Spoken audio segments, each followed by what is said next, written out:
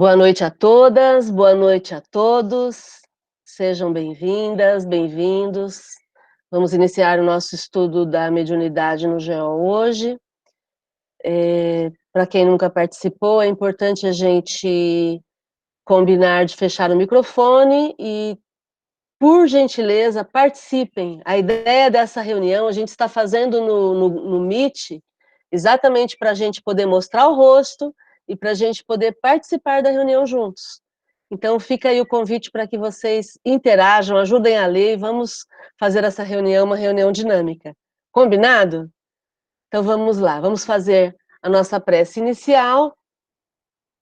Vou aproveitar a presença da Ana Karina, vou pedir para ela fazer a prece para a gente hoje, por favor.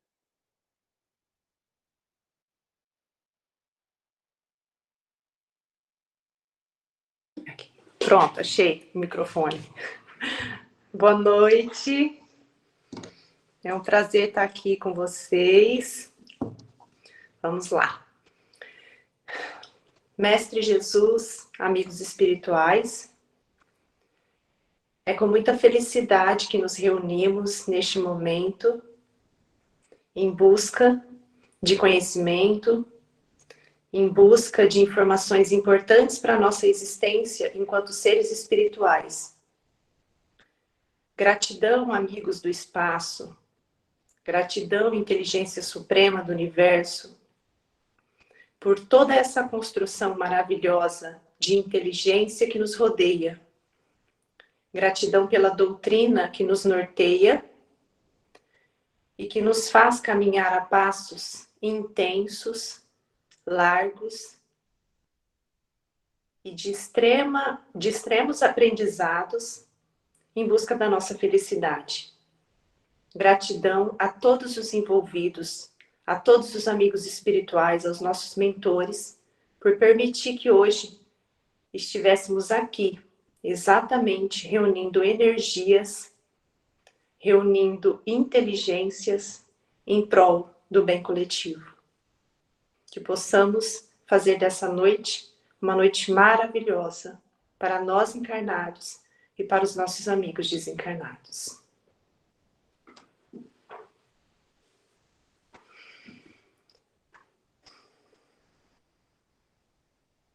Muito bom. Bom, vamos lá. Microfones fechados, né? Vamos estudar o livro dos médiuns. Hoje a gente vai começar um capítulo novo, capítulo 27, das contradições e das mistificações. Então eu vou colocar aqui, para quem não tiver o livro, vou colocar em PDF para o pessoal poder acompanhar, e aí a gente já vai começar a ler e vamos conversando, ok? Vai ser muito legal se mais pessoas puderem participar. Então, eu vou pedir para alguém já começar lendo para a gente. Quem faz essa gentileza? Item 297. Eu leio. Por favor. Capítulo 27, Contradições e Mistificações, das Contradições, 297. Os adversários do Espiritismo não se esquecem de objetar que os seus adeptos não concordam entre si, que nem todos partilham das mesmas crenças. Numa palavra, que se contradizem. Se o ensinamento é dado pelos espíritos, dizem eles, como pode não ser o mesmo? Somente um estudo sério e aprofundado da ciência pode reduzir esses argumentos ao seu justo valor. Digamos desde logo, para começar, que essas contradições de que certas pessoas fazem grande alarde são, em geral, mais aparentes do que reais, que se referem mais à superfície do que ao fundo dos problemas, e que, por isso mesmo, não têm importância. Essas contradições procedem de duas fontes, os homens e os espíritos.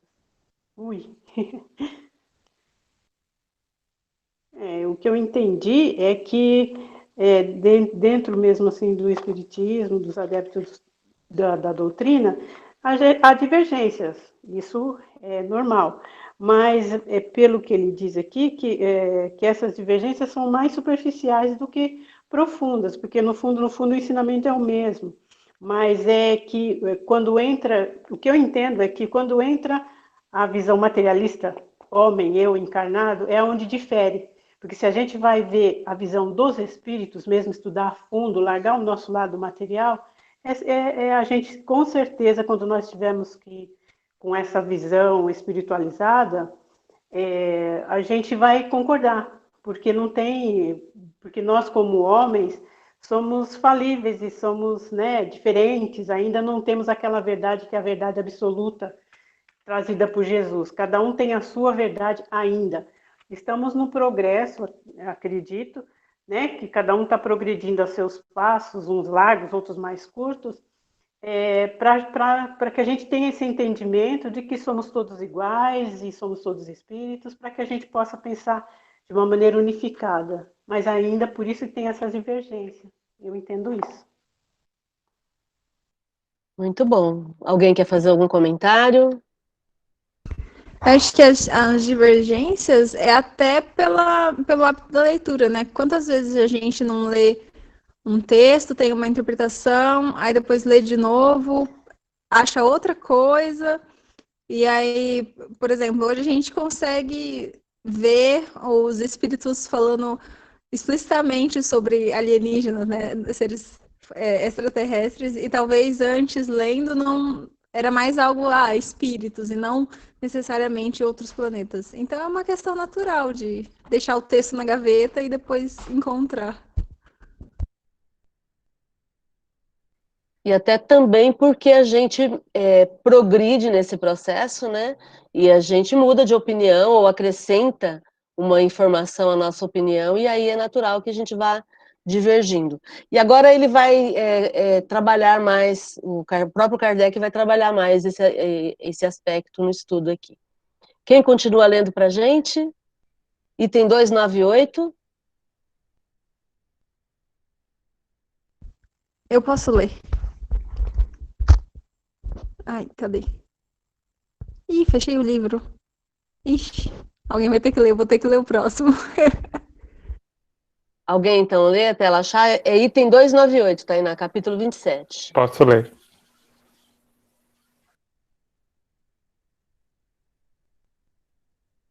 Vai lá, Lucas. Desliga o microfone. 298. As contradições de origem humana têm sido suficientemente explicadas na primeira parte da presente obra, capítulo 4, Sistemas, item número 36, ao qual nos reportamos. Cada um compreenderá que no começo, quando as observações eram ainda incompletas, surgiram opiniões divergentes sobre as causas e as consequências dos fenômenos espíritas, opiniões das quais 3/4 partes já caíram diante de um estudo mais sério e mais aprofundado. Com bem poucas exceções, e à parte algumas pessoas que não abandonam facilmente ideias ou que acariciaram ou engendraram, pode-se dizer que hoje há unidade entre a imensa maioria dos espíritas, ao mesmo quanto aos princípios gerais, ou talvez em alguns detalhes insignificantes. Bom, ele confirma isso que a Tânia comentou, né, de às vezes serem as contradições, elas são efeito de leituras e de interpretações diferentes, mas segundo Kardec, a continuidade dos estudos e fez com que a maioria dos espíritas até então já tivessem uma unidade de conhecimento, pois se lapidou aquele conhecimento, aquela obra e conseguiu chegar num exponente comum, né, que fala, da interpretação daquilo.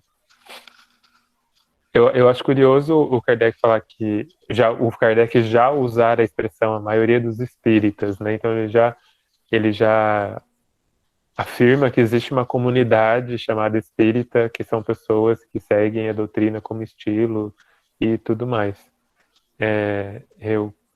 Na época, eu acredito que pela pouca quantidade de material, né, a obra básica era basicamente o que tinha para ser lido e estudado, talvez fosse mais simples de se chegar nessa unidade de conhecimento. Eu, particularmente, acho que hoje em dia tem muitas interpretações erradas do básico, assim. Então, parece que foi um passo para trás, assim. Mas eu acredito que é uma confusão mesmo pela quantidade de material que tem. Você lê na internet, tem muita informação mesmo e acaba atrapalhando um pouco a manter esse conhecimento uma unidade mesmo. Isso é uma opinião minha, não sei se é uma verdade mesmo. Aqui no item anterior, no 297, quando a Maria de Fátima leu, Kardec coloca que existem dois tipos de contradições, de possíveis contradições. As contradições humanas, que são dos espíritas, e as contradições dos espíritos, que seria do mundo espiritual. Então, nesse item que o Lucas acabou de ler, você falou, Lucas, da contradição de origem humana, então dos encarnados, que a gente traduziria para os nossos dias em movimento espírita. Então, uma coisa é a doutrina dos espíritos, que é o espiritismo. Outra coisa é o movimento espírita. O movimento espírita é feito de pessoas. E o movimento espírita, por ser feito de pessoas, ele tem muitas falhas, porque as pessoas são falhas. Então, a gente precisa levar isso em conta para a gente poder identificar isso que ele está colocando. Então, no começo do Espiritismo, quando não se tinha informações, quando tudo era muito novo, se a gente voltar aqui no Livro dos Médiuns, como ele fala, lá no item 36, onde ele vai falar dos sistemas, quando o fenômeno espírita apareceu, as pessoas imaginaram que era um monte de coisa, que era alucinação, que era o músculo da pessoa do médium que estava instalando, achavam que era um monte de situações, menos que eram os espíritos.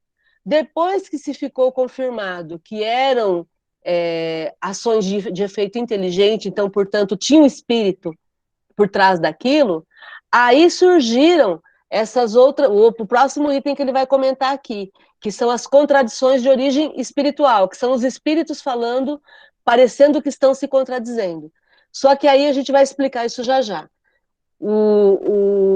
A contradição de origem humana do movimento espírita, ela se deve ao fato das pessoas serem diferentes e terem opiniões diferentes, e exatamente por isso elas não sabem tudo, não conhecem tudo, como o Lucas falou, e aí elas acabam opinando ou falando, fazendo um espiritismo à moda da casa, como a gente fala.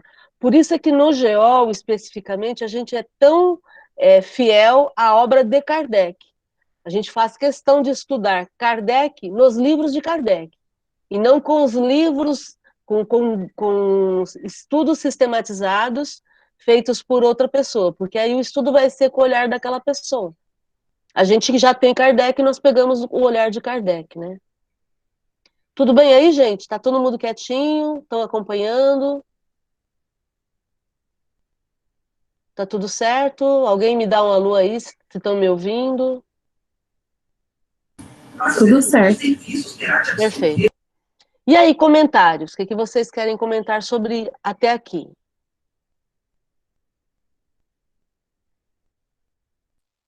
Assim eu penso também, não sei, pelo que eu posso observar, que assim como em outras designações assim que tem aspecto com cunho religioso, embora não é religião ao espiritismo, é uma doutrina, mas tem todo esse cunho, né, de aprimoramento moral e tal.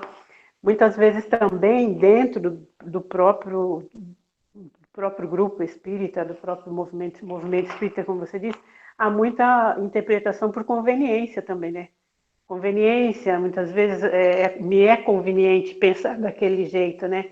Não, e pensar de me tirar daquela zoninha de conforto de que eu sou responsável por tudo. Não, ainda tem aquela parte, né, de que a gente é trazido, né, pra gente que se Deus quiser, se Deus não sei o que lá, mais fácil a gente colocar a nossa responsabilidade nas costas de outrem, né, de Deus, por exemplo. Então, é Culpar o conveniência. obsessor, né? Isso, é conveniência. Muitas vezes, também o que eu observo, né, muita contradição por causa disso, porque, nossa, eu sou responsável por mim, como assim? Eu sou responsável por tudo isso que está acontecendo, como assim? Então é mais fácil falar, não, é a vontade de Deus, e dentro do movimento espírita tem muito disso. conveniência, né? Tirar o meu da reta e, entre aspas, né? Colocar, sei lá, de outra. Né? É mais fácil culpar a Deus do que responsabilizar a Deus do que a mim mesmo, né? Pelo que eu estou passando. Aí, Maria de egoísmo. Fátima, você Oi? me fez lembrar de uma situação da minha infância que é muito interessante. Eu frequento o centro espírita desde sempre, né? E eu me lembro que quando a gente frequentava os grupos de estudo no centro que eu ia, no Kardec, na mocidade, né? Eu me lembro que surgiu a ideia, alguém comentou que a gente não poderia se separar. Por exemplo, se você se casa com alguém e você não é feliz, você não poderia se separar dessa pessoa, porque senão na outra vida você teria que nascer de novo com essa pessoa. E eu me lembro que eu, pré-adolescente, eu morria de medo. Falava, já pensou você não poder se separar nunca de alguém que você não gostou, que não deu certo, por medo de que na outra vida você tenha que de novo nascer com aquela pessoa? Deus me livre, né? Eu não quero isso de jeito nenhum. E aí, quando a gente foi estudar o Livro dos Espíritos, e de uns anos para cá, quando a gente começou a intensificar esse estudo cada vez mais, a gente descobre lá no Livro dos Espíritos a questão 940 do Livro dos Espíritos, dizendo exatamente o contrário disso. Exatamente o contrário. A resposta dos espíritos é: julgas porventura que Deus vos constranja a permanecer junto dos que te desagradam? É o contrário disso. Quer dizer, é exatamente isso que você falou: espiritismo por conveniência, espiritismo é moda da casa. Então, alguém que está infeliz num casamento infeliz, mas que não tem coragem de ter a atitude de recomeçar a vida conjugal e continua num casamento infeliz, achando que dessa forma vai se livrar daquela pessoa. Pelo contrário, né? Aquilo a que você resiste, persiste, segundo Jung. Então, o processo é um processo de esclarecimento, de melhora pessoal, melhora do grupo, da família, e de crescimento juntos. E se não der para ser juntos, ok, tudo bem. Mas sem interpretação pessoal e a moda da casa, né? Márcia, eu queria fazer só uma colocação sobre isso, que é interessante como que as pessoas trabalham, aliás, eu acho que a sociedade como um todo, eu falo até a nível de sociedade enquanto mundo, né? Que ela sempre trabalha na questão do medo que as pessoas têm de arriscar a própria pele, né? Sempre tirando a responsabilidade da gente, né? Se a gente pegar os grandes lutadores, os grandes líderes da antiguidade, eles iam para a guerra e ficavam lá na frente, né? Eles eram os que lideravam. Então, assim, olha, eu assumi a responsabilidade de estar aqui na guerra e eu tô aqui levando todo mundo junto comigo, mas eu vou na linha de frente, entendeu? Então, eu tô arriscando a minha própria pele, né? E aí, hoje a gente vê como que funciona a sociedade como um todo, é o tempo inteiro tirando o nosso da reta e colocando em Deus, em colocando no outro, entende? Então, o Espiritismo, ele traz esse negócio de que não tem como a gente existir sem arriscar a própria pele. Ninguém vai passar essa existência a passeio, por mais que as pessoas acreditem que pode jogar a responsabilidade da vida no outro, né? Que não vai passar a encarnação inteira sem arriscar a própria pele. Eu acho que isso é a maior loucura que qualquer espírita pode, é a maior viagem que qualquer espírita pode entrar, né? Esse esquema de você achar realmente que você vai passar uma reencarnação inteira sem arriscar a própria pele, sem assumir as consequências daquilo que você faz, né? Então, como a gente vê até assim as questões legais, né? A responsabilidade. Olha, essa questão de responsabilidade civil, judicialmente falando, né? A responsabilidade é de fulano, não, mas também tem a responsabilidade solidária de ciclano, é sempre tirando a responsabilidade de quem realmente fez da reta. Então, como a gente funciona, né, nessa sabotagem, né? A gente fingindo que não é com a gente. Então, eu queria fazer só essa colocação mesmo, né? Da gente viver e encarnar arriscando a própria pele, porque a encarnação é isso aí. É coragem. E ser espírita exige isso, né? Eu muitas vezes falo isso no GO. Se eu vou viver sendo espírita, mas sem me transformar em uma pessoa melhor, com uma atitude melhor, procurando fazer da melhor forma possível, é melhor ter outra religião. Porque outra religião, pelo menos eu vou lá... Ô, Ana, seu microfone está aberto. Outra religião, eu vou lá e eu faço de conta, né, e pronto, e tá tudo certo. Porque o espiritismo, como ele trabalha com a vida espiritual, não dá pra gente fingir, não dá pra gente fugir, né? Nós somos... É como se eu... vou usar um exemplo aqui, mas é mais ou menos assim, não dá para interpretar um personagem, né? Não dá para eu fingir que eu sou um personagem. O espiritismo ele provoca um reality show, né? É eu comigo mesma, não é personagem, eu tenho que ser o que eu sou. Por quê? Porque estou cheia de testemunhas, como dizia Paulo de Tarso, né? Somos rodeados por uma nuvem de testemunhas, e essa nuvem de testemunhas me cobram. E me cobram um preço muito alto, porque, imagina, quando eu saio do corpo para dormir, essa nuvem de testemunhas está ali do meu lado. Né? Então, se eu tenho... E eles sabem qual é a minha intenção. Quantas vezes na reunião mediúnica, os espíritos, a gente ia conversar com os espíritos e eles diziam isso. Né? Ó, eu vou sair daqui, eu vou acompanhar você. Eu vou ver se isso que você está me falando, se você faz na sua vida. Porque falar é bonito, falar é fácil. Né? Então, esse comprometimento com a minha mudança, com o ambiente em que eu vivo, com a sociedade em que eu estou inserida, é fundamental para a gente ter mais paz, né? Para a gente ter a certeza de que a gente está indo num caminho legal, né? E aí, gente? Oi, Posso Jorge. fazer um comentário? Boa noite a todos aí. Eu comecei a me aprofundar mais na doutrina espírita nos últimos 2 anos, 2, 3 anos. E a sensação que eu tenho, né, desse aprofundamento é que a doutrina espírita ela mostra para a gente algumas verdades que às vezes são um pouco indigestas, né?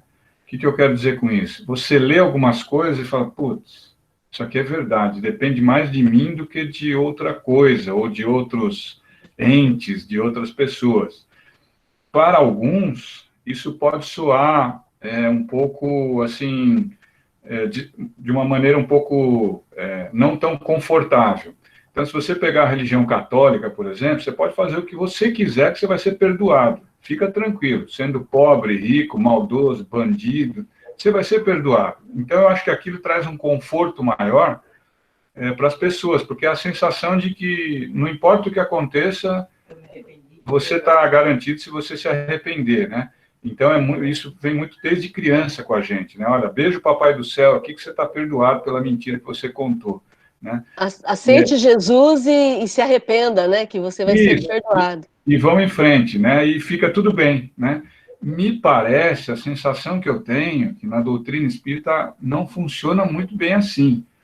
Você não vai ser castigado, mas em algum momento você vai ter uma oportunidade de, não diria nem de prestar contas, ou de se redimir, mas de ter uma segunda chance de reparar o erro que você cometeu.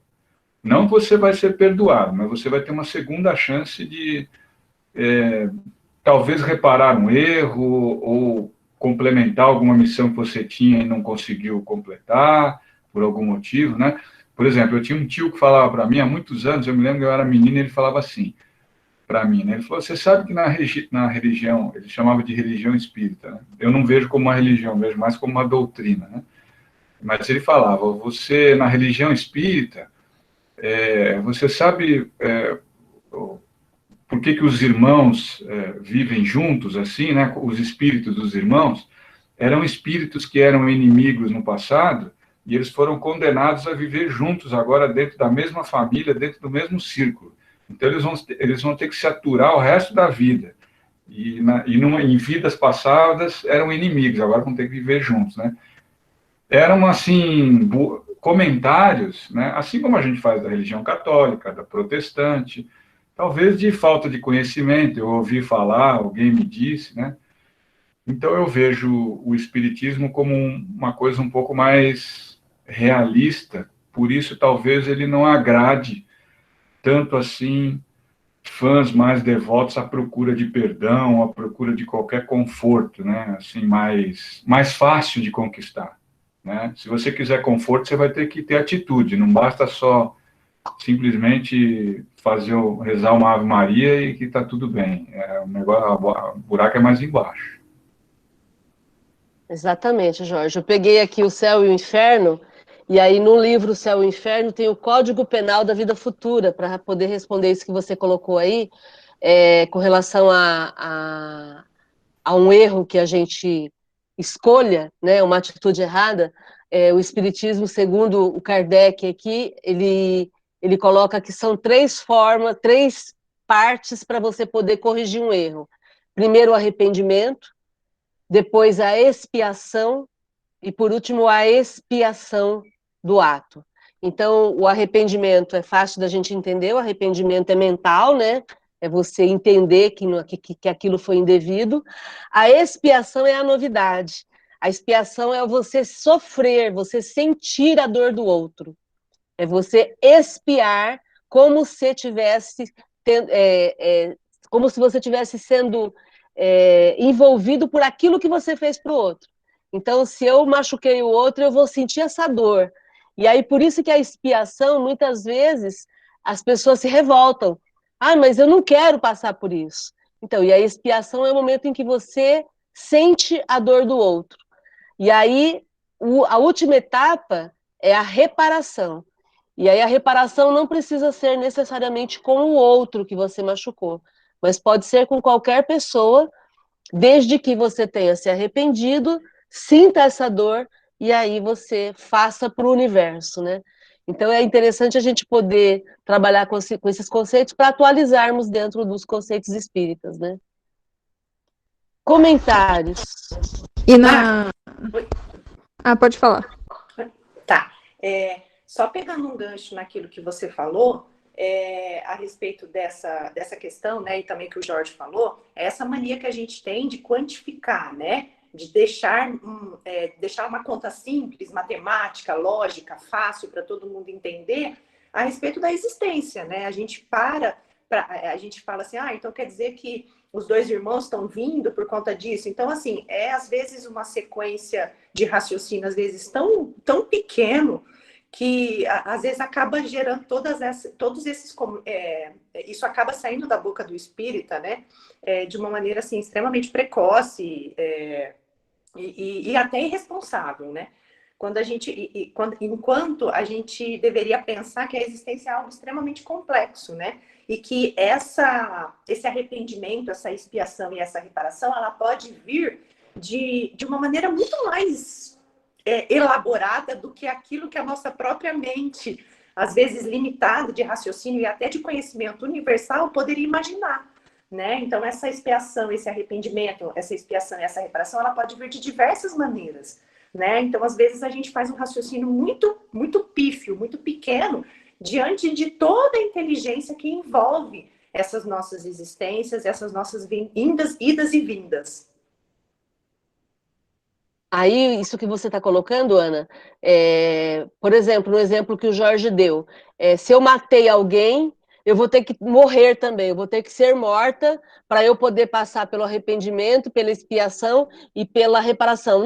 Não, porque isso é lei de Talião, isso não é lei de amor. Lei de Talião era lá antes de Moisés, então se eu arranquei um olho, alguém tem que arrancar meu olho, isso é lei de Talião, né? A expiação é exatamente primeiro, eu me arrepender de ter matado alguém. Em segundo lugar, eu sentir a dor da perda, sentir o quanto que dói perder alguém. Então, pode até ser que eu tenha alguma situação parecida na minha vida, mas não necessariamente. Eu preciso ter essa percepção do quanto eu não tenho direito de tirar a vida de alguém, né? E a partir daí, eu vou fazer a reparação. E aí não significa que eu tenho que dar a vida para quem eu tirei a vida, mas eu posso reparar de N maneiras, né? Por exemplo, eu arranquei uma árvore e agora eu vou ter que plantar uma árvore. Não, eu não sei o que eu vou ter que fazer. Eu tenho só que sentir que eu não devo arrancar mais árvores e devo fazer o possível para preservar a natureza. Então, é a gente parar dessa conta simplista, como você falou, e ampliar um pouco a visão, né? Por isso que fazer o bem faz o bem. Fazer o bem faz bem. Por quê? Porque quando eu estou fazendo o bem, eu estou reparando uma porção de coisas que eu nem imagino, né? Oi, Tainá, fala aí. Que o Jorge estava falando, e aí eu acabei de pensar no quão é contraditório o que o movimento espírita em alguns lugares pensa, né? Porque primeiro, igual o Jorge falou, primeiro é o conforto, é o confortável, ao mesmo tempo tem muita relação com karma. Então tudo que você fizer vai voltar para você. Então não faz sentido acreditar nas duas coisas ao mesmo tempo, né? Então eu achei engraçado O Tainá tá pensar, né? cortando para mim. Qual que foi o exemplo que você falou? Voltou?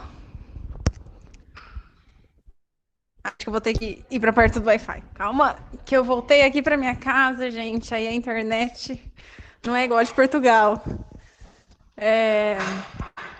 Que o Jorge estava falando, e aí eu pensei como que contraditório o pensamento que o movimento espírita faz, no sentido que na primeira parte é tudo confortável, eu não tenho poder sobre nada, eu não tenho ação nenhuma.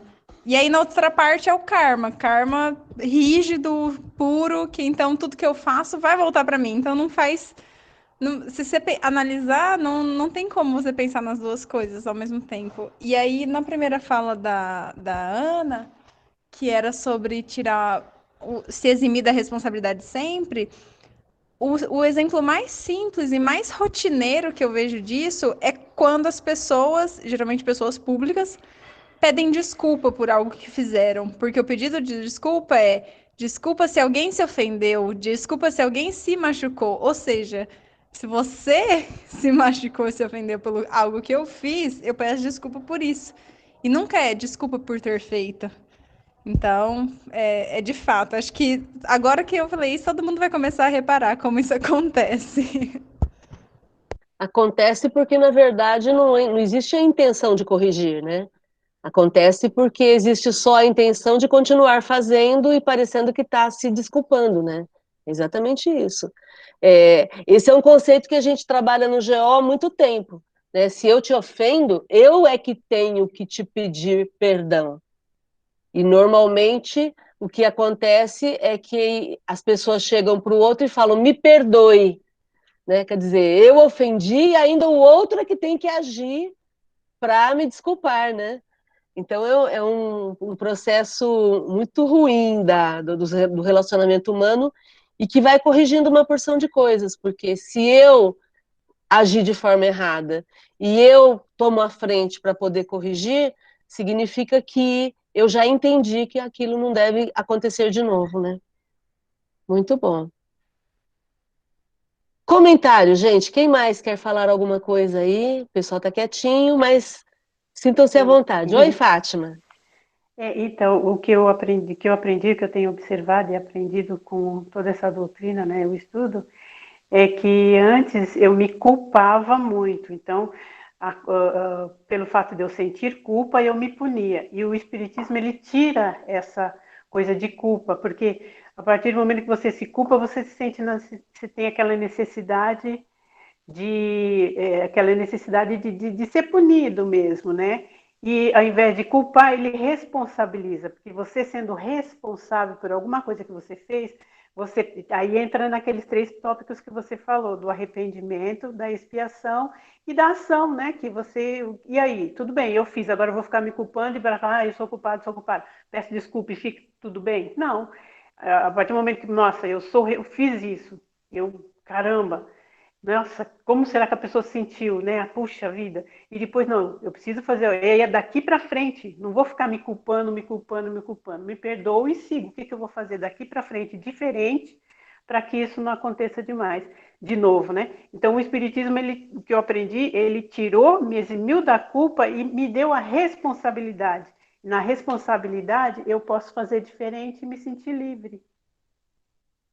Exatamente, por isso que no Espiritismo a gente trabalha com karma de forma positiva. Então eu errei, eu peço desculpas pelo ato que eu fiz, eu vou corrigir isso, e aí não vai mais ter karma, porque eu já estou me corrigindo.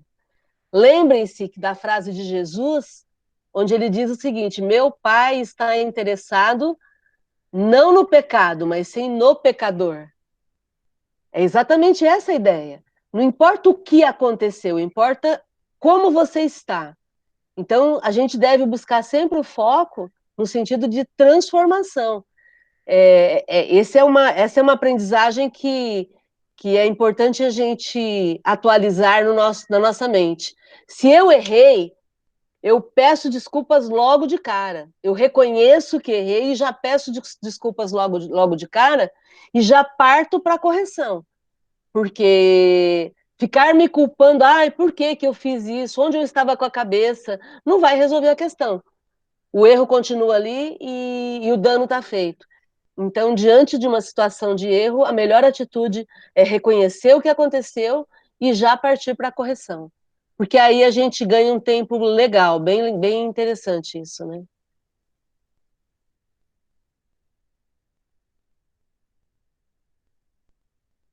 Algum outro comentário, pessoal? Então vamos. Oi, tá. Márcia, tem uma pergunta. No meu pouco conhecimento aqui, essa parte que você disse dessas fases, né, do arrependimento, a expiação e a ação, seria durante E esse meu momento. reparação.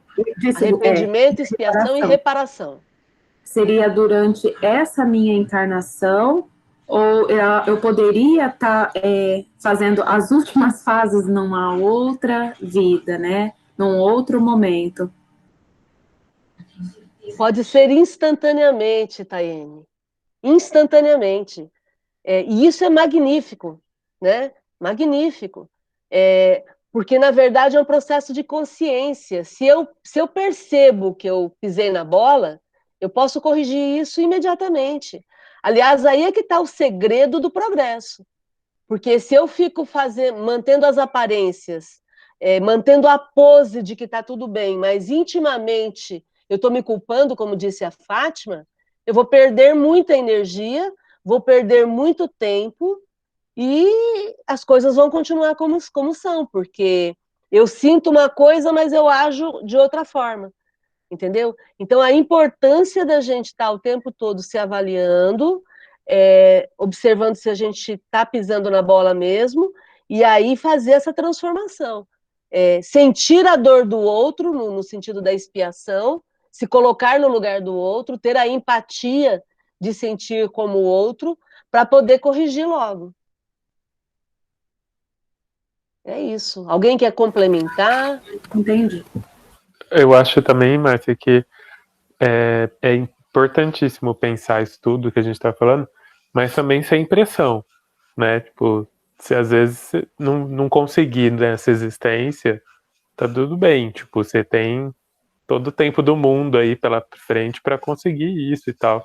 Mas a graça está justamente nisso, que você, tudo bem se você não conseguir agora, mas você tem a oportunidade de conseguir agora. Então, tipo, se esforce, busque fazer essa transformação agora e tudo mais, mas faça de coração, faça na sua paz, faça na sua calma, não precisa, porque às vezes também pode ser que as pessoas acabem criando uma segunda culpa, né? No sentido de, eu não tô Então, conseguindo e etc. Lucas, mas não é na pressão, porque funciona assim, quando você tem consciência de algo, já está no teu entendimento, não está sendo com pressão. Diferente da religião, de algumas religiões, que você é obrigado, porque senão você vai para o inferno, vai arder no mármore do inferno, né? No Espiritismo não tem isso. Uma vez que você consiga pensar em algo, significa que você já está apto a transformar aquilo em ação. O que falta muitas vezes é atitude, né? Preguiça. A preguiça é que nos impulsiona. Porém, aquilo que você consegue perceber já está pronto, você já entendeu. Ninguém precisa te dizer os pontos que você precisa corrigir. Você já sabe. Quando você pisa na bola, você sabe que você pisou na bola. Por quê? Porque como está gravado no inconsciente, então é automático. Entendeu? O nosso julgador é a nossa consciência, né? Aliás, como está gravado na consciência, né? O nosso julgador é a consciência, então é terrível isso, porque não dá para fugir. Eu não posso nem alegar que eu não percebi, sou ignorante, porque é a minha consciência que me mostrou, entendeu? Então, eu não vejo como pressão, porque se eu já entendi, se eu tenho o entendimento de perceber aquilo, é porque eu já estou preparada para poder colocar em ação, é sem pressão, né? É assim que eu vejo. E no espiritismo não tem autoridade, né? Tem umas autoridades autoproclamadas, mas isso aí não vale, né? No espiritismo não tem autoridade. Aqui está todo mundo no mesmo nível. Todos nós estamos no mesmo patamar. A gente vai poder tomar as decisões e ganhar a existência a partir de agora, né? Não tem cargo conquistado. Está todo mundo junto, aprendendo junto, lendo no mesmo livro e colocando em prática, e vivendo nesse momento da Terra e tendo os mesmos desafios, porém, podemos fazer escolhas diferentes. Então, é aí que está o nosso desafio, né? Márcia, eu acho que todo mundo vai bem até a segunda etapa, né, da expiação. Agora, quando chega na reparação, é que o bicho começa a pegar, né? Essa é a parte difícil, né? Tem um trecho do filme do Gandhi, onde um soldado mata uma criança de 5 anos, filha de um inimigo, né? E quem assistiu Gandhi viu esse trecho, né? E o soldado vai pedir perdão para ele, né? Ó, Gandhi, você tem que me perdoar, matei a criança, eu estou aqui disposto a fazer qualquer coisa. Aí ele fala, não, eu não perdoo ninguém, mas tem um jeito de você ser perdoado. Você vai pegar um menino, filho do inimigo, qualquer um que você achar aí, que não tenha pai nem mãe, e você vai criar como se fosse seu. Quando ele fala isso, aí o soldado já recua, fala, não, mas aí já é demais, né? Então, a reparação é que é a parte mais difícil aí de você conseguir o perdão, entre aspas, né? Porque a reparação exige compromisso, Jorge. Entende? E é na fase do compromisso que a gente muitas vezes se sente fraquejar, né? E aí o convite é para que a gente faça a transformação,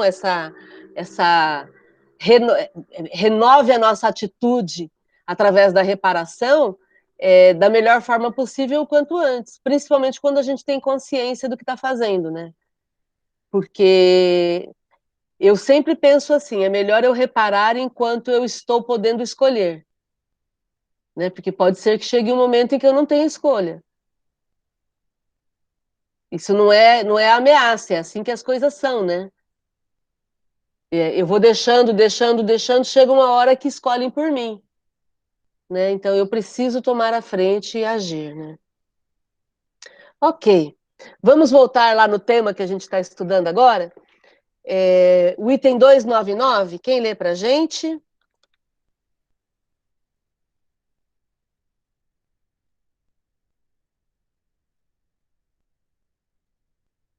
Quem se habilita? Eu leio. Pode ler. 299. Para compreender a causa e o valor das contradições de origem espírita, é necessário estar identificando com a natureza do mundo invisível e tê-lo estudado sob todas as suas faces. À primeira vista, pode parecer chocante que os espíritos não pensem todos do mesmo modo, mas isso não deve surpreender aquele que se dá conta do número infinito de graus que devem percorrer antes de atingir o alto da escala. Supor uma igual apreciação das coisas seria imaginar todos no mesmo nível. Pensar que todos devem ver com justiça seria admitir que todos chegaram à perfeição, o que não é, e o que não pode ser, se considerarmos que não são outra coisa senão a humanidade despojada de seu envoltório material. Os espíritos, de todos os níveis, podendo se manifestar, resulta que suas comunicações levem o selo da sua ignorância ou de seu saber, de sua inferioridade ou de sua superioridade moral. É para distinguir o verdadeiro do falso, o bom do mal, que devem conduzir as instruções que demos. É necessário não esquecer que entre os espíritos há, como entre os homens, falsos Taiane, sábios. Oi. vamos comentar essa primeira parte? Tá.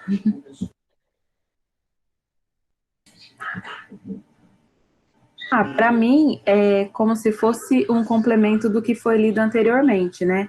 Que não tem como todos os espíritos terem a mesma visão, porque estão em níveis diferentes de entendimento, de sabedoria e até mesmo de autoconhecimento, né? Acredito que seja isso. O progresso dos espíritos varia da mesma forma como varia o progresso dos encarnados, varia ao infinito, que é o que ele coloca aí, cada um está num degrau da escada. E aí tem alguns que têm mais ignorância, tem alguns que têm mais saber, tem alguns que têm mais inferioridade, outros mais superioridade moral. E aí, para a gente distinguir o mal o falso para a gente distinguir o verdadeiro do falso, o mal do bom, a gente vai precisar olhar o conteúdo da fala dos espíritos, né? É exatamente isso. E aqui a gente está falando, então, do que o Kardec colocou com relação à questão espírita, né? Dos espíritos. Do mesmo jeito que com os homens tem divergências, nos espíritos também tem as divergências por conta dessa variação do grau de progresso dos espíritos, né? Aí vamos ler o... Oi? Oi, Ana. É interessante como que a gente, a partir disso aí, né, a gente tem um panorama muito claro do tamanho da complexidade do universo como um todo, né? Seja independente dos planos, né? Então, por isso que existem muitas interpretações. E eu acredito que não é nem pelo número de doutrinas, é pelo número e pelo grau de evolução de cada ser humano. Seja ele encarnado ou seja ele desencarnado. Então, se a gente tivesse um livro dos espíritas, daria pano para manga para mais de metro, como diz minha avó. Entende? Então, não é a quantidade de obra, mas sim a diversidade das pessoas que estão, cada uma no seu grau de evolução, diante daquilo que elas podem entregar em cada existência. Né? Por isso que os princípios do Espiritismo devem ser mantidos e devem ser preservados por todos nós, né? Porque a partir dos princípios a gente vai cada um fazendo a sua interpretação e vai trabalhando com esses princípios dentro do nosso dia a dia, né? Então, a reencarnação, a existência da vida depois da morte, a pluralidade de mundos habitados, são 5 ou 6 princípios, mas são patamares que a gente não pode abrir mão, né? Para a gente poder entender como isso funciona, né? Legal. Bom, vamos ler o último item? Alguém lê para a gente aí? Cumpre.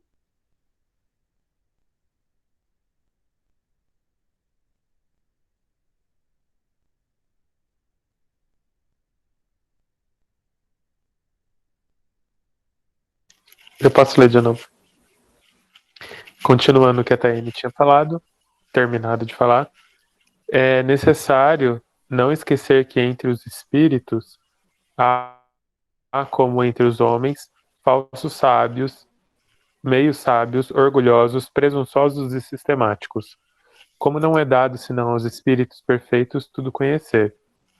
Há para os outros, como para nós, mistérios que eles explicam à sua maneira, segundo suas ideias, e sobre os quais podem ter opiniões mais ou menos justas, que por amor próprio tentam fazer prevalecer e que gostam de reproduzir em sua comunicação.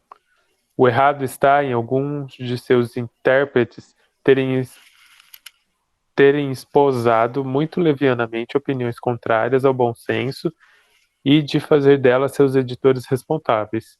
Assim, as contradições de origem espírita não têm outra causa senão a divergência na inteligência, nos conhecimentos, no julgamento e na moralidade de certos espíritos que não estão ainda aptos a tudo conhecer e a tudo compreender.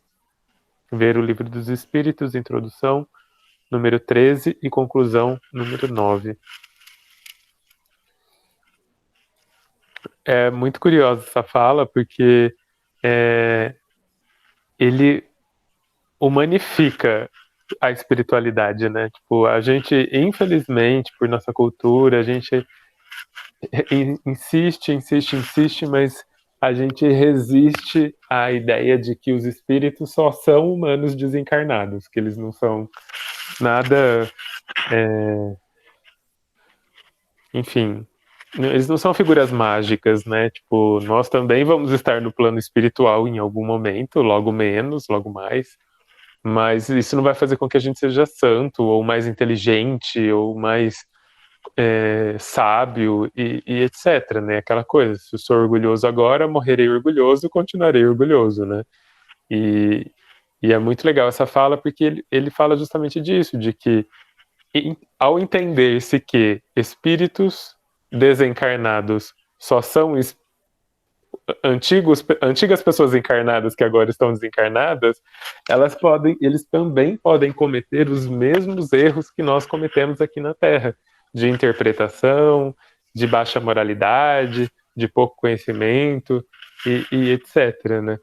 Então, daí vem a necessidade da gente ter senso crítico, né? Ter o crivo da criticidade para ouvir o que se vem do lado espiritual e simplesmente ouvir, né? Tipo, se eu digo aqui para vocês que amarelo é a mistura do marrom com o preto, só porque eu disse, vocês vão acreditar? E se eu estiver desencarnado e disser isso, vocês vão acreditar, então? Então é muito legal isso de as contradições provenientes do mundo espiritual, ela é causada pela múltipla diversidade de opiniões e níveis diferentes de entendimento das coisas, mas principalmente por nós acatarmos a qualquer informação que vem de lá e tomar aquilo como verdade, e aí a gente vai criando novas contradições aqui no plano encarnado e vai virando uma salada mista.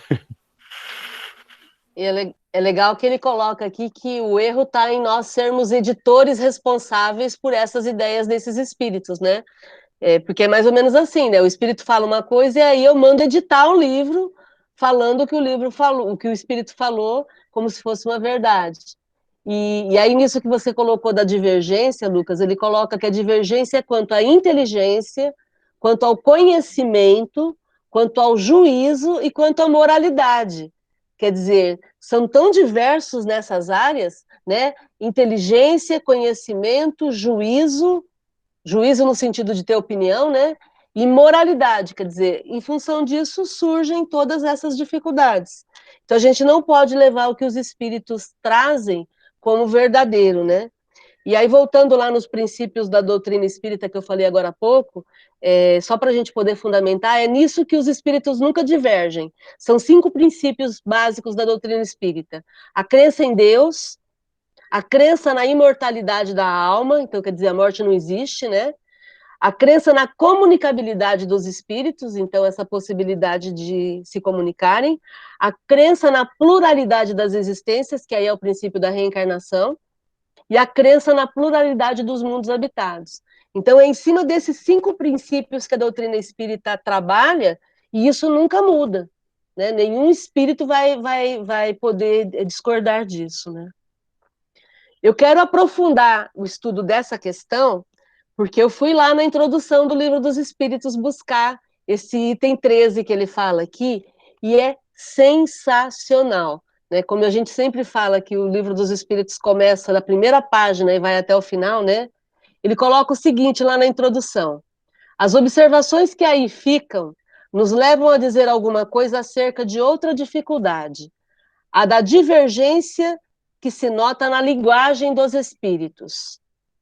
Diferindo estes muito uns dos outros, do ponto de vista dos conhecimentos e da moralidade, é evidente que uma questão pode ser por eles resolvida em sentidos opostos, conforme a categoria que ocupam, exatamente como sucederia entre os homens se a propusessem, ora a um sábio, ora a um ignorante, ora a um gracejador de mau gosto.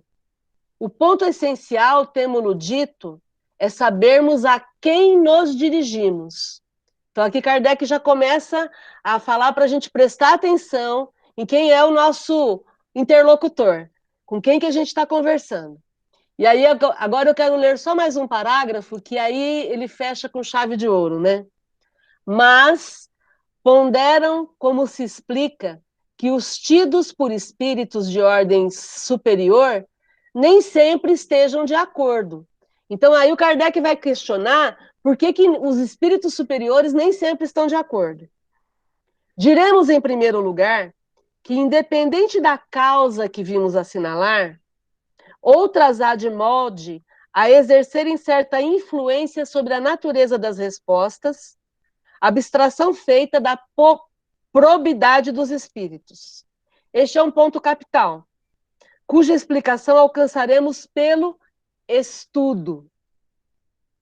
Por isso é que dizemos que estes estudos requerem atenção demorada, observação profunda e, sobretudo, como aliás o exigem todas as ciências humanas, continuidade e perseverança. Lembra que a gente estava conversando lá no começo, Lucas?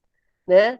A gente vai precisar estudar muito, vai precisar ler mais de uma vez, vai ter que ter perseverança, continuidade para a gente poder entender o que a gente está querendo compreender. Anos são precisos para formar-se um médico medíocre e 3/4 partes da vida para chegar-se a ser um sábio. Como pretender-se em algumas horas adquirir a ciência do infinito? Ninguém, pois, se iluda. O estudo do Espiritismo é imenso. Interessa a todas as questões da metafísica e da ordem social. É um mundo que se abre diante de nós. Será de admirar que o efetuá-lo demande tempo, muito tempo mesmo? Esse é o questionamento do Kardec. E aí ele continua. A contradição demais nem sempre é tão real quanto possa parecer. Não vemos todos os dias homens que professam a mesma ciência divergirem na definição que dão de uma coisa, quer empreguem termos diferentes, quer a encarem de pontos de vista diversos, embora seja sempre a mesma ideia fundamental? Conte quem puder as definições que têm se dado da gramática. Acrescentaremos que a forma da resposta depende muitas vezes da forma da questão. Pueril, portanto, seria apontar contradição, onde frequentemente só há diferença de palavras. Os espíritos superiores não se preocupam absolutamente com a forma. Para eles, o fundo é o pensamento de tudo. Então, o Kardec está colocando isso que a gente já conversou aqui, né? Que o que importa não é a forma, é o fundo, é a ideia. E a ideia a gente só vai alcançar com um estudo perseverante, profundo, onde a gente vai conseguir entender o pensamento dos espíritos. E aí, já quero fazer um comentário com relação ao fato dele dizer que ao espiritismo interessa todos os assuntos, principalmente as questões de ordem social, né, gente? Que atualidade, né? Que atualíssimo esse comentário, esse escrito de Kardec, né? Por isso que a gente fala que o Kardec é o fundador do espiritismo, porque aqui é a ideia dele, né? O professor, o pedagogo, interessado nas questões sociais e trabalhando esses conceitos com a gente. É isso. Comentários, pessoal? Então, aqui no meu livro, tem uma nota do tradutor aqui que é bem interessante a respeito da questão que foi lida, que ele fala assim: como Kardec sempre acentuou, devemos considerar os espíritos como criaturas humanas desencarnadas e não como entes divinos. Essa posição natural evitaria que aceitássemos grande parte das suas comunicações, evitando muitos enganos, né? É tudo aquilo que foi dito, né? Chega de sermos enganados, né? Ô, Márcia, só pegando o gancho aí que a Fátima comentou, então significa que tanto os bons sentimentos quanto os maus sentimentos ou características os espíritos também levam isso consigo depois da desencarnação? Então, por exemplo, vaidade, inveja, os espíritos têm esses sentimentos, porque às vezes as divergências que a gente tem são por vaidade, inveja, interesses próprios, né? Inclusive interesses materiais. Eles levam isso consigo? Exatamente, Jorge. Por isso, o nosso objetivo é nos tornarmos melhores enquanto estamos aqui encarnados. Porque à medida em que a gente começar essa transformação pessoal desde já, o que vai acontecer é que nós vamos chegar no plano espiritual melhorados. E aí nós não vamos sofrer as injunções da situação em que estamos. Por exemplo, uma pessoa que é apegada financeiramente, vamos pegar esse exemplo.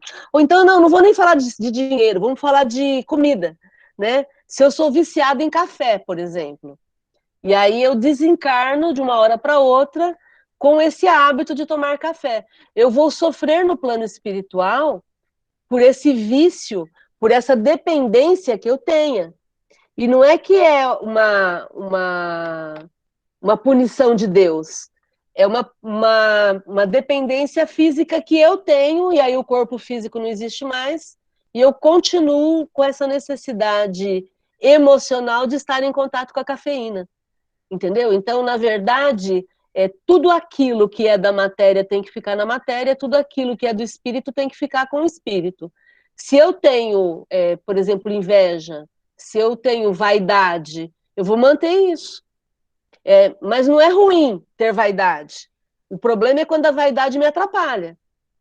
Entende? Então, tudo aquilo que é dosado é tranquilo.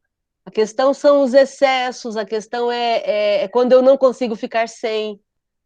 Entende? O grau de materialidade que eu tenha vai me acompanhar no plano espiritual. E aí eu vou ficar presa no corpo, eu vou sentir o corpo em decomposição, eu vou ter dificuldade para me livrar do meu cadáver, vou continuar sentindo. Entendeu? E nessa questão que o Jorge falou, Jorge, né, o nome dele, que a gente leva tudo que a gente tem esses mesmos sentimentos quando a gente desencarna, né? É como a gente sempre fala no Jó, né? Porque morreu que vira santo, né? Se não corrigiu certos vícios enquanto estava na matéria, quando se vai, leva os mesmos vícios, né? Desencarnar é diferente de descarnar. Desencarnar o corpo morre. Então, todos nós, a qualquer momento, o corpo pode morrer. Isso é desencarnar. Agora, descarnar é quando eu me livro desse corpo, é quando eu deixo o corpo de lado. E isso daí cada um vai fazer no seu tempo, né? Não sei se ficou claro, Jorge. Ficou claro, Márcio. Inclusive, eu estava aqui comentando com a Malu também a questão da cremação, né? Do corpo, né? Porque uma pessoa, por exemplo, que morreu, que faleceu, que desencarnou no World Trade Center, ela desapareceu em 1 segundo, num acidente aéreo, de repente, né? É diferente de uma pessoa que foi sepultada e que vai ter aquele corpo físico ali durante algum tempo, né? Sepultado, em que o espírito pode, de repente, querer visitá-lo, ou querer ele de volta, enfim. Não sei se é esse o raciocínio, né? Não é o tipo de morte que vai definir se você vai se desligar ou não. Na verdade, cada caso é um caso, e o que acontece é assim, a gente sempre cita o caso do Espírito Marcos, que era um garoto de 10 anos, que estava no carro com os 2 irmãos, no banco de trás do carro, o pai se envolveu num acidente de carro, o carro ficou todo retorcido, o pai e a mãe conseguiram sair, e os 3 filhos morreram carbonizados. E aí esses pais enlouqueceram, né? E foram lá no Chico, e aí depois o Marcos, que era o irmão mais velho, acabou escrevendo uma mensagem que depois virou um livro, Crianças no Além. E aí o Marcos vai contar que 1 quilômetro antes da batida, a avó, que já era desencarnada, estava no carro com eles, chamou os 3, e os 3 saíram do corpo e foram embora com a avó, e eles nem viram a batida. Então, os pais sentindo culpa porque não conseguiram tirar os filhos que tinham morrido carbonizados e, na verdade, eles não sentiram nada. Então, por isso que a gente diz que cada caso é um caso. Num impacto como o World Trade Center, por exemplo, a morte é instantânea. Né? O corpo físico morre instantaneamente. Apenas aqueles que ficaram soterrados e que não morreram no primeiro momento é que levaram um pouco mais de tempo. Mas o que é importante a gente entender? Que, como cada caso é um caso, não dá para a gente generalizar. O espírito vai ficar ligado no corpo o tempo que for necessário. Mesmo que o corpo não se decomponha, mesmo que o corpo fique morto no meio da floresta e fique lá até ele se tornar cinzas. Se o espírito não está ligado, ele vai se desligar instantaneamente. Se ele está muito materializado, ele vai ficar lá. E às vezes nem tem mais corpo e o espírito continua ligado. Tem um caso que a gente sempre comenta também de uma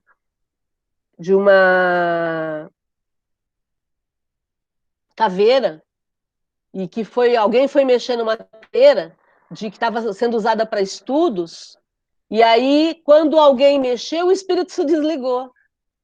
Imagina, depois que já tinha virado osso, né? Por que isso? Porque na verdade é o apego da pessoa que não deixa ela seguir em frente, entendeu? Por isso a importância de eu, você, a Malu, todos nós aqui, o tempo todo, estarmos conscientes do que está acontecendo com a gente. Para que, caso a gente desconfie que a gente morreu, a gente saiba o que fazer. Para a gente não ser pego de surpresa. Entendeu? Não ser pego com as calças na mão, não é assim, né? Isso é um treino. Você, eu, todo mundo tem que estar o tempo todo. Você acordou de manhã, conversou com o pessoal, ninguém respondeu, fica esperto. Fica esperto. Pode ser que você tenha desencarnado e não sabe. Essa questão também das sensações, né? Que a gente sempre comenta lá no GEOL, que as sensações antes do desencarne, ela se parece também muito quando a gente sofre algum acidente e sobrevive, né? Geralmente as testemunhas, né, as pessoas que sobrevivem a acidentes de impactos e tudo mais, elas relatam que elas não têm a lembrança dos momentos que antecederam ao impacto, enfim. Então, é uma maneira do próprio corpo reagir a um momento de muito risco, né? Então, automaticamente... É uma proteção. Então, se você desencarna, você é retirado do corpo. E se você sobrevive, o próprio inconsciente já trabalha no sentido de... O consciente já trabalha, não sei, consciente ou inconsciente, mas a mente já trabalha no sentido de não deixar resquícios daqueles momentos, né? Então, deve ser mais ou menos a mesma coisa. É muito parecido com o nascimento, Ana. Né? No momento do nascimento, a criança está completamente envolvida em vir à luz. E a mãe está completamente envolvida em dar à luz. Entendeu? E daquele momento não passa nada pela cabeça da criança, nem pela cabeça da mãe, é só fazer o que tem que ser feito. Então, o processo de desencarne também é um procedimento, como se fosse um procedimento cirúrgico, porque né? Voltar à vida espiritual é um procedimento cirúrgico. E aí existe todo esse processo de desenlace, de desligamento do corpo físico. E aí, Jorge, com relação à questão da cremação, eu me lembrei que tem uma orientação, eu não sei se é do Emmanuel, ele diz que o ideal é a gente esperar 3 dias para cremar, porque se em 72 horas a pessoa não se desligar do corpo, é porque ela está ainda ligada ao corpo. Né? Aí a gente cai nas regras sociais, onde hoje não é 3 dias, né? Assim que junta o número certo de corpos para cremar, já é cremado. Então, o último vai ser no dia. Né? Então, como fazer nessa situação? Né? Aí esse processo de treinar para descarnar. Né? Porque a gente acaba sendo envolvido por situações comezinhas do dia a dia, né? Não tem como fugir disso. E eu acho também que, como qualquer outra coisa, né, Márcia, não existe uma receita de bolo. uns vão passar mais facilmente, outros vão ter mais dificuldade. É como você falou do nascimento. Uns nascem de parto normal, outros precisam de uma cesariana mais complicada, enfim, demoram mais. Então, eu acho que talvez o desencarne seja a mesma coisa, né? Agora, eu tenho uma outra dúvida também. Você falou de Mas a vaidade. gente nunca vai tirar a responsabilidade de quem está desencarnando. Porque é Claro. aí que a gente pode atuar e favorecer o processo. Então, é eu entender que eu necessito me desligar do meu corpo o mais rápido possível, porque aquele corpo não tem mais condições de me segurar. Entendeu? Então, aí é um trabalho que é treino. Né? Da mesma forma que a gente tem que aprender a se desligar, você está andando de lancha no meio de um lago e, de repente, o teu óculos vai embora. Então, eu sempre lembro desse exemplo. E aí não tem o que fazer. Já foi. Já foi. Então, eu imagino que morrer é isso. Você está vivendo como se o mundo não fosse acabar, como se você fosse o rei do pedaço, e de repente acabou. Entende? É a gente ter essa noção para a gente poder viver a vida com intensidade no agora, nesse momento. Né? E só para complementar essa questão da morte, e isso é ciência, né? Não é achismo, isso é ciência. Todos os estudos mostram que todo tipo de morte, como acontece, por exemplo, em acidente de avião, quando o avião da Gol, em que o avião teve uma desaceleração instantânea, o avião da TAM, lá em São Paulo, onde o avião foi freado pela construção, e aí ele teve uma desaceleração instantânea, todo esse tipo de morte é instantânea. Né? O próprio fato de estar numa velocidade, de repente perder a velocidade instantaneamente, a morte é instantânea. Então, às vezes a gente fica pensando, mas sofreu, mas foi dolorido. Não, foi instantâneo. Né? Então, a gente precisa parar também de ficar romanceando, imaginando a dor que a pessoa sentiu, porque o ato da morte é instantâneo. Né? Então, acho que isso traz até um alento para a gente poder se tranquilizar e entender que o corpo é perecível e o corpo morre.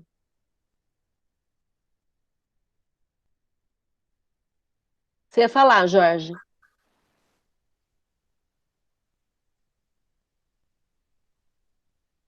Posso falar, Márcia? Oi, Rê, deixa só o Jorge complementar e aí você já fala? Não, era só uma última dúvida. A gente falou de vaidade, né, de inveja. Então, teoricamente, uma pessoa que não gosta da outra aqui na Terra, e depois as duas se encontram lá no outro plano, né? Esses espíritos continuam não se gostando, eles vão ter alguma animosidade quando eles se encontrarem. Então, por exemplo, quando o Bolsonaro se encontrar com o Sérgio Moro algum dia no outro plano, será que eles vão ter as mesmas divergências, as mesmas animosidades que eles têm aqui no nosso plano aqui embaixo, ou isso acaba quando ocorre o desencarne? Se nenhum dos dois mudar, se nenhum dos dois corrigir esse sentimento, vai continuar. Entendeu? Porque a gente não improvisa a afinidade. A afinidade você desenvolve. Entendeu? E a quebra da afinidade também você desenvolve. Então, realmente não tem como. Porém, se eu fico com um sentimento de vingança, eu vou encontrar lá e ele vai ver só, aí desencarna e gruda um no outro. É mais ainda do que estarem próximos, né? Uma questão é o caso, por exemplo, de muitos casos dos chifópagos. É esse o nome, Uraí? As crianças Sim, chifópagos. chifópagos, né? Tem situações em que um está olhando de frente para o outro, né? Eles nascem assim, e um olhando de frente para o outro, já imaginou? O confronto.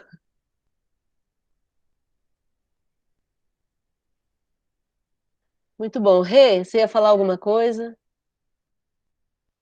Não, eu só ia complementar que você falou sobre a cremação.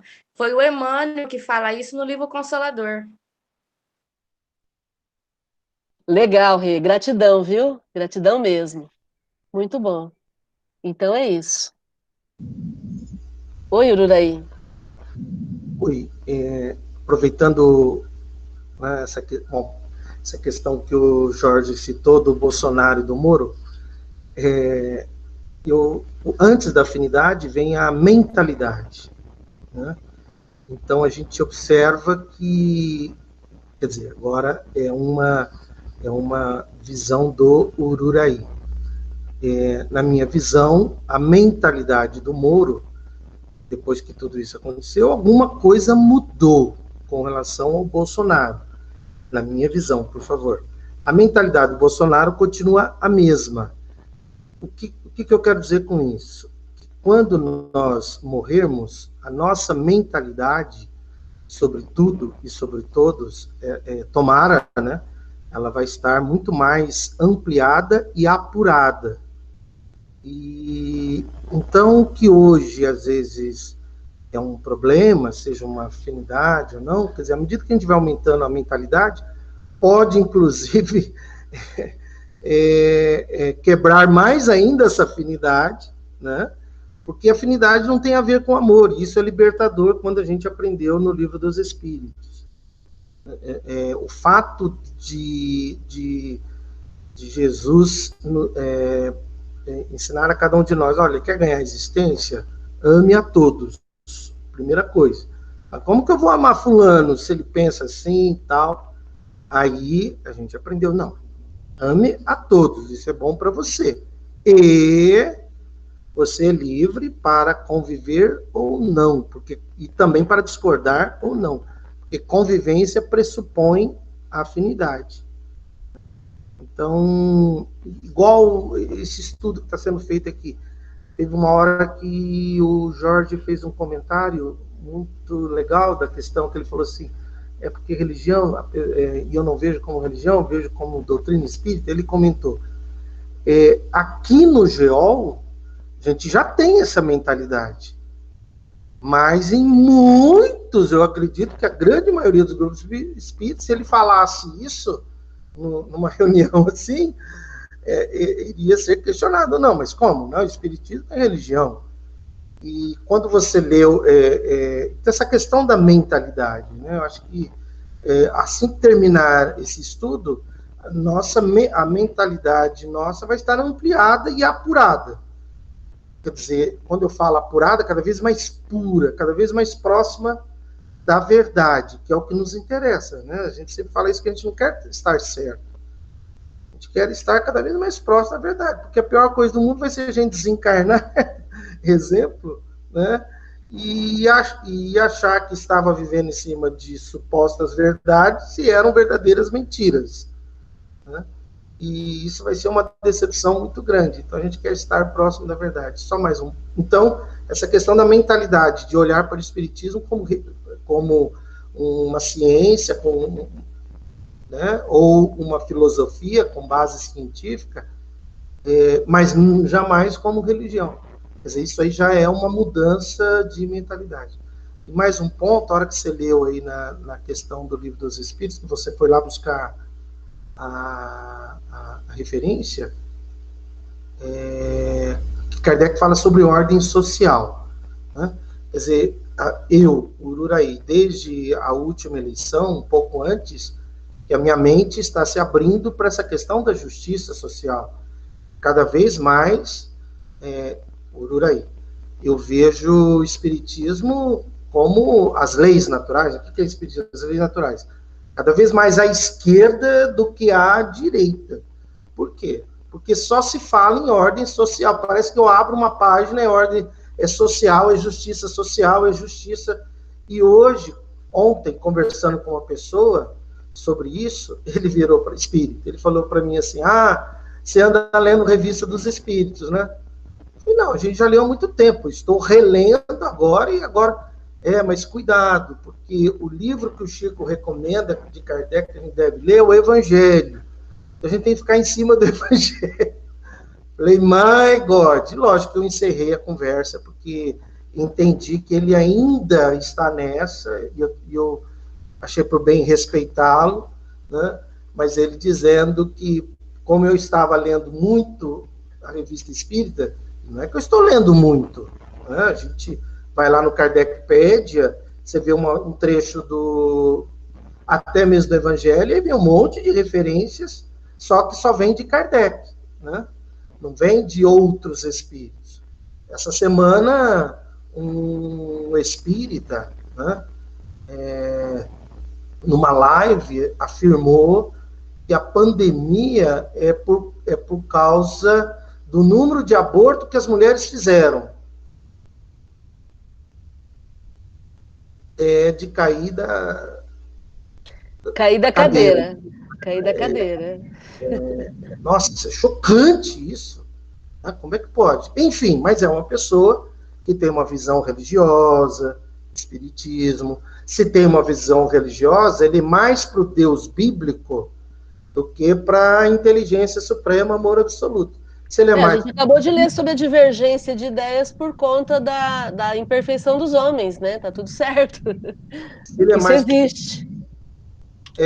Se ele é mais para o Deus bíblico, ele é mais punitivo e mais machista, consequentemente. E mais machista, porque... Muito mais machista. Ele está colocando, quer dizer, é um absurdo isso. Ele está colocando que a pandemia, a gente está pagando a pandemia porque as mulheres abortaram, como se homem não abortasse. É como se homem não participasse do engravidar, né? E como se não existisse gravidez sem esperma, né? Então, quer dizer, tudo isso tem uma lógica. Tudo isso tem uma lógica. E, de novo, essa questão do que você falou aí dos princípios, né? Os princípios é que vão... A lealdade aos princípios é que vai determinar lá na frente para onde é que a gente vai indo, né, nos nossos raciocínios. Muito bom. Comentários, gente, para a gente encerrar. Alguém quer falar mais alguma coisa?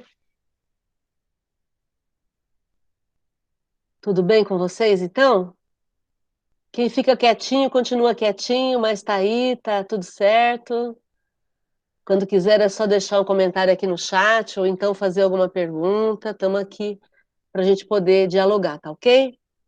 Bom, nós vamos fazer a prece de encerramento, e eu vou convidar vocês... Só quero fazer um comentário, estava comentando com o pessoal aqui antes da gente começar, essa semana tem uma energia boa fluindo aí, não sei se vocês sentem isso, ou se sou só eu que estou viajando legal, mas fica aí o convite para a gente trabalhar em espíritos, depois que a gente for dormir, quando a gente sair do corpo físico, né, que a gente possa fazer nossos trabalhos espirituais, então se programe para isso, se veja no GEOL, no Jardim do GEOL. Hoje a Cris foi lá, a Cris e o Hugo cuidaram do jardim hoje, ficou maravilhoso. Então vamos focar no sentido da gente estar mais juntos também em espíritos, para que a gente continue fazendo esse trabalho de socorro, de amparo, né? Tantos espíritos desencarnando, precisando de um abraço afetuoso, e a gente pode ser muito útil, muito, muito útil. Tá? Então fica aí o convite para que a gente possa também se encontrar depois das 2 da manhã. Combinado? Vamos então fazer a prece. Fechado, né? Legal. Jesus querido, Mestre amado, benfeitor de nossas vidas, queremos te agradecer por esse estudo que nos orienta o raciocínio, o pensamento e, acima de tudo, nos norteia com relação à ação, à vivência aqui na Terra. Estamos sim passando por tempos conflituosos, tempos difíceis, mas acima de tudo, Jesus, sabemos que não estamos sozinhos. O seu amar orienta os nossos passos. O seu amar nos segura no colo, nos mantém abraçados, fortes, firmes, seguros, com a certeza de que nunca estamos sozinhos. Por isso a nossa gratidão, Jesus. a nossa gratidão por todas as oportunidades que temos tido. Todos nós podemos fazer mais e podemos nos tornar melhores. Somos gratos a Ti por Teu exemplo, somos gratos a Ti por Seu amor, somos gratos a Ti por esta oportunidade que estamos tendo de viver na Terra nesse momento. E o meu compromisso, o nosso compromisso, é de fazermos o melhor que for possível, o melhor que dermos conta. Gratidão, Jesus. Que todos possamos nos sentir amparados. Que a Sua luz nos envolva. Que a Sua luz nos proteja. Que nós possamos tomar a ação necessária para fazermos a diferença enquanto estivermos por aqui. Gratidão, Jesus. Gratidão. Gratidão, amigos. Gratidão ao GEOL, aos mentores, nesses 38 anos, o GEOL fez 38 anos, dia 19 agora, 38 anos nos esclarecendo e nos dando a possibilidade de sermos melhores. Sejam felizes, fiquem bem e até a próxima. Até amanhã na Academia da Felicidade, até segunda-feira e vamos juntos. Um beijo. Beijo, boa noite, gente. Tchau, tchau, Henrique. Boa noite. Boa noite. Fala, filho. Fala tchau. Tchau. Boa noite, Tchau, gratidão. Valeu. Gratidão. Olha aqui. Eu tô desenhando certinho, ó. É. Ó, Deixa eu mamãe. ver isso aí aqui, filho. Olha aqui.